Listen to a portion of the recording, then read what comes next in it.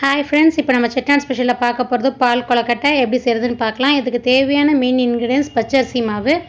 பச்சரிசி மாவை நம்ம சுடு தண்ணி ஊற்றி நம்ம பிணைய போகிறோம். பச்சை தண்ணி ஊற்றக்கூடாது, வெது வெதுப்பாக இருக்க தண்ணியில் பிணையணும்.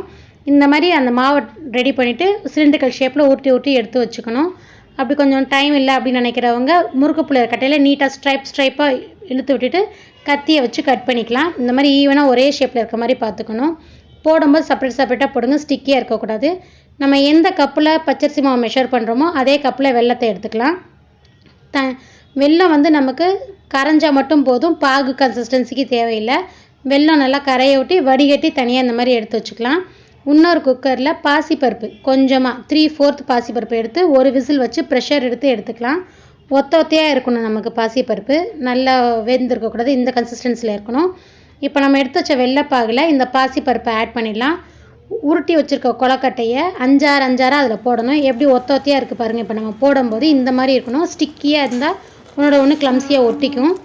நம்ம வெள்ளைப்பாகில் பாசிப்பருப்பை ஆட் பண்ணிட்டோம். அந்த பாகில் தான் இப்போ நம்ம ஒவ்வொரு கொழுக்கட்டையாக கொட்டிக்கிட்டு இருக்கோம்.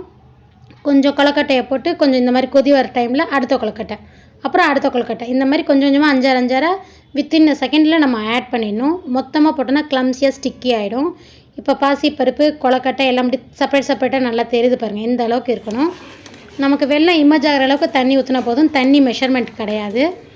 இப்போ இந்த பாகில் பாசிப்பருப்போடு சேர்ந்து கொழுக்கட்டையும் சேர்ந்து நமக்கு 3/4 நல்லா வெந்துருச்சு. நம்மளோட கொழுக்கட்டை ஒன்று கூட ஸ்டிக்கியாக ஒட்டலை, எப்படி உதிரியாக சூப்பராக இருக்குது பாருங்கள். வெல்லம் உடம்புக்கு ரொம்ப நல்லது. அது இம்யூனிட்டி பவர் நல்லா கொடுக்கும். பிளட் சர்க்குலேஷனுக்கு அதிகமாக இருக்கும். பிளட்டு நிறையா நமக்கு செக்ரேட் ஆகும். பசங்க இப்போல்லாம் ரொம்ப பேக்கரி ஐட்டம்ஸ் தான் சாப்பிட்றாங்க. இந்த மாதிரி ஹெல்த்தியாக நம்ம வீட்டில் செஞ்சு கொடுக்கலாம். இப்போ நம்ம இதில் கிரேட்டட் கோகோனட் நம்ம ஆட் பண்ண போகிறோம். முன்னாடி இந்த கன்சிஸ்டன்சிக்கும் இப்போ இருக்கிற கன்சிஸ்டன்சியும் உங்களுக்கு வித்தியாசம் தெரியும். இந்த மாதிரி செமி கிரேவியாக வந்ததுக்கப்புறம் நம்ம கிரேட்டட் கோகோனட்டும் பசும்பால் 1/4 டம்ளர் அதையும் ஆட் பண்ணிவிட்டு நம்ம எடுத்து வச்சிட வேண்டியதான். பசும்பால் ஆப்ஷனல் தான், ஏன்னா இது கலர்ஃபுல்லாக நல்லா இருக்குது. உங்களுக்கு வேணும் அப்படின்னா நீங்கள் ஆட் பண்ணிக்கலாம். இப்போ நம்மளோட ஹெல்த்தியான டேஸ்டியான செட்டிநாடு ஸ்பெஷல் பால் கொழுக்கட்டை ரெடி. இது பசங்களுக்கு பெரியவங்களுக்கு எல்லாருக்கும் ரொம்ப நல்லது. வெல்லங்கிறனால டயபெட்டிக் பேஷண்ட் கூட சாப்பிட்லாம். நம்மளுக்கு இம்யூனிட்டி பவர் இன்க்ரீஸ் ஆகும், ஹீமோக்ளோபின் இன்க்ரீஸ் ஆகும். டேஸ்ட்டுக்கு வேணால் லாஸ்ட்டாக ஒரு பிஞ்ச் சால்ட் ஆட் பண்ணிவிட்டு நல்லா கிண்டிட்டு நம்ம பவுலில் சர்வ் பண்ணலாம். ஹெல்த்தியான டேஸ்டியான செட்டிநாடு ஸ்பெஷல் பால் கொழுக்கட்டை ரெடி. இந்த மாதிரி தான் செமி கிரேவியாக இருக்கும். பசங்களுக்கு ஸ்கூல் விட்டு வந்தோன்னே ஈவினிங் டைமில் கொடுத்தோன்னா ஹெல்த்தியான ஸ்நாக் ரொம்ப நல்லது. ட்ரை பண்ணுங்கள், டேஸ்ட் பண்ணுங்கள், கமெண்ட் பண்ணுங்கள். Bye bye guys.